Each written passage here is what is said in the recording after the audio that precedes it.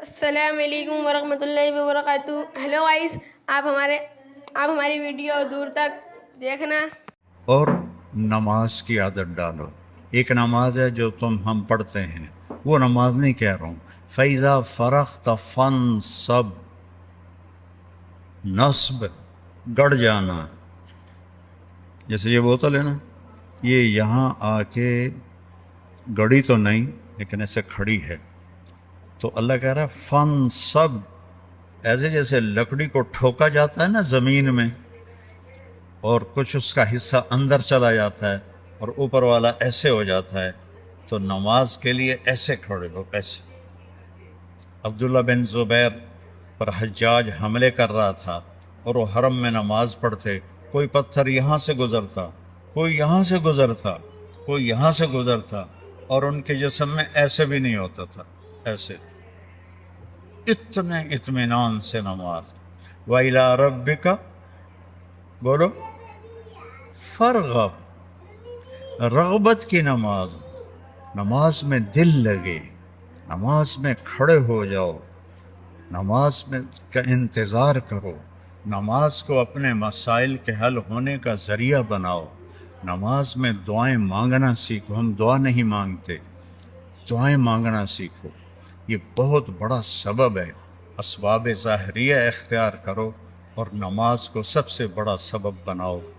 اذا حزبہ امر فزع الی الصلاۃ، جب کوئی مشکل آتی تھی آپ نماز پڑھتے تھے، جب کوئی مشکل آتی تھی آپ نماز پڑھتے تھے۔ 3 دن گزر گئے، کھانے کو کچھ نہیں ملا، تو حضرت عائشہ سے کہنے لگے چلو آج میں اللہ سے جا کے بات کرتا ہوں۔ مسجد میں گیا، نفل شروع کر دیا، ایک ستون کے پیچھے 2 نفل پڑھتے، پھر سلام پھیر کے دوسرا ستون، اللہ اکبر، پھر سلام پھیرا تیسرا ستون، اللہ اکبر، پڑھے جا رہے ہیں۔ اتنے میں حضرت عثمان آئے، اماں جان اللہ کے نبی کہاں ہیں؟ ان کا 3 دن سے فاقہ تھا، اللہ سے مانگنے گئے، تو وہ زاروں قطار رونے لگے، مجھے کیوں نہ کہا، عبد الرحمن بن عوف کو کیوں نہ کہا، ثابت بن قیس کو کیوں نہ کہا، یہ سارے مالدار تھے۔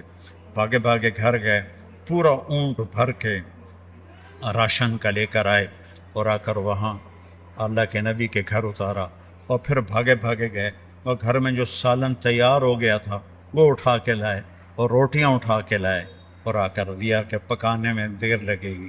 جب اللہ کے نبی واپس آئے، پوچھا عائشہ کچھ ہوا؟ کہ یہ دیکھیں اللہ تعالیٰ نے سب کچھ کر دیا ہے۔ کہ یہ کون لایا ہے؟ کہ یہ عثمان لایا ہے۔ تو آپ نے ایسے ہاتھ اٹھائے، اے اللہ میں عثمان سے راضی ہوں، تو بھی اس سے راضی ہو جا۔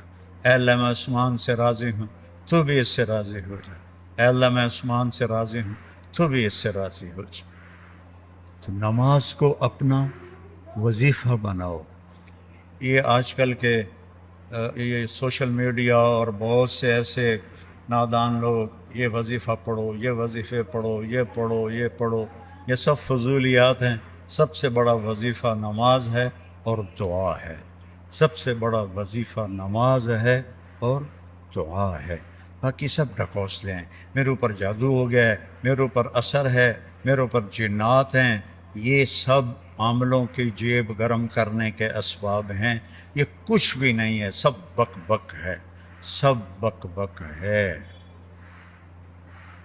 کبھی اس چکر میں نہ پڑنا کہ میرے اوپر جادو کر دیا گیا ہے، میری بندش کر دی گئی ہے، اولاد کی بندش ہو گئی ہے، کاروبار کی بندش ہو گئی ہے۔ نماز جو موجود ہے، اللہ جو موجود ہے، تو کبھی عاملوں کے چکر میں نہیں پڑنا۔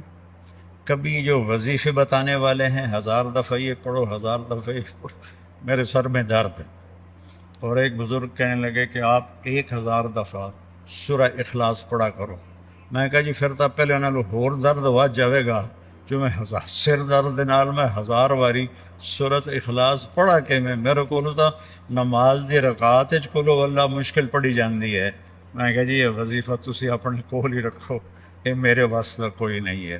میرے نبی نے وظیفہ بتایا، نماز پڑھو، دعا مانگو، نماز پڑھو، دعا مانگو، صدقہ کرو، سخی بنو، بخیل نہ بنو۔ بخیل سے اللہ دوستی لگاتا نہیں، اور سخی سے اللہ دوستی توڑتا نہیں، چاہے فاسق ہو۔ اور سخاوت کا مطلب کوئی بہت زیادہ خرچ کرنا نہیں ہے، وہ دل کی کیفیت کا نام ہے، وہ دل کی کیفیت کا نام ہے۔ تو غریب بھی سخی ہو سکتا ہے اور مالدار بھی ہو سکتا ہے، غریب بھی بخیل ہو سکتا ہے، مالدار بھی ہو سکتا ہے۔ بخل خود پیدا ہوتا ہے، سخاوت کو پیدا کرنا پڑتا ہے۔ سخی بنو۔ مولویوں میں سخاوت بہت کم ہے، بلکہ ہے ہی کوئی نہیں، کیونکہ شروع سے لینے کا جو کام شروع ہو جاتا ہے تو دینے کو دل ہی نہیں کرتا۔ تو دینا سیکھو تاکہ اللہ تمہیں دے، کھلانا سیکھو اللہ تمہیں کھلائے، پلانا سیکھو اللہ تمہیں پلائے۔ پھر سب سے بڑی سخاوت ہے جس پہ ناراضگی ہے معاف کر دو۔ سب سے بڑی تواضع ہے جس پہ زیادتی کی ہے اس سے جا کے معافی مانگ لو۔ معافی مانگنا اس سے بڑی تواضع کوئی نہیں، معاف کر دینا اس سے بڑی سخاوت کوئی نہیں ہے۔ اور اللہ کو سخی سے پیار ہے، وہ فاسق ہی کیوں نہ ہو۔ سامری نے بچھڑے کی پوجا کروائی، اللہ نے کہا ان سب کو قتل کرو، وہ قتل ہو گئے۔ سامری نے پکڑا ہوا آ گیا، اللہ نے کہا موسیٰ سامری کو چھوڑ دے۔ کہ یا اللہ وہ بدبخت تو سب کو بچھڑے کی پوجا پہ لگانے والا۔ اللہ نے کہا سخی ہے، سخی کو قتل کرنا مجھے اچھا نہیں لگتا، آپ ہی مر جائے گا۔ وہ بخار میں مر گیا۔ تو سخاوت ایسی چیز ہے جو کفر و نفاق میں بھی کام دے جاتی ہے۔ بیٹا سخی بنو۔ اور ایک سخاوت بتائیے جس پہ کوئی پیسے نہیں لگتے، معاف کرنا سیکھو، معاف کرنا سیکھو، درگزر کرنا سیکھو، اپنی کوتاہی کا کھل کے اعتراف کرو۔ جو معافی مانگنے آئے اس کے آگے منہ نہ بناؤ، اسے فوراً اپنے سینے سے لگاؤ۔ الا تحبون ان یغفر اللہ لکم۔ معاف کرنا سیکھو، معافی مانگنا سیکھو، اور نوافل میں تہجد کا اہتمام کرو۔ یہ شعار الصالحین ہے۔ آپ نوجوان ہو تو آپ 70 سے بھی آگے چلے گئے، تہجد کا اہتمام کرو۔ نوافل اس سر درد میں، اس سر درد میں میرے نفل کبھی چھوٹتے ہیں، ورنہ 40-50 نفل روزانہ پڑھتا ہوں۔ میری تہجد قضا نہیں ہوتی سوائے شدید تکلیف کے۔ پچھلے 30-35 سال سے اللہ نے مجھے تہجد کا پابند کیا ہوا ہے۔ یہ میں تم میری اولاد ہو، تمہیں ترغیب کے لیے سنا رہا ہوں، کوئی اپنی بزرگی نہیں جتا رہا ہوں، کہ تمہیں پتہ چلے کہ بیماری میں بھی اگر اہتمام ہو سکتا ہے تو اس جوانی میں کیوں نہیں ہو سکتا۔ جلدی سو، جلدی اٹھو، اس موبائل پہ کھیلنا چھوڑ دو، یہ تمہارا بہت وقت ضائع کرتا ہے۔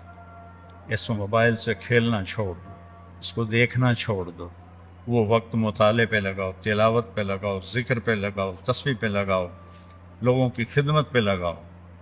اس نے بہت نقصان پہنچا ہے، خاص طور پر جب تم ماں باپ کے ساتھ بیٹھو، بیوی کے ساتھ بیٹھو، بچوں کے ساتھ بیٹھو، اسے بند کر کے بیٹھو تو تمہیں اس کا بہت نفع ہوگا۔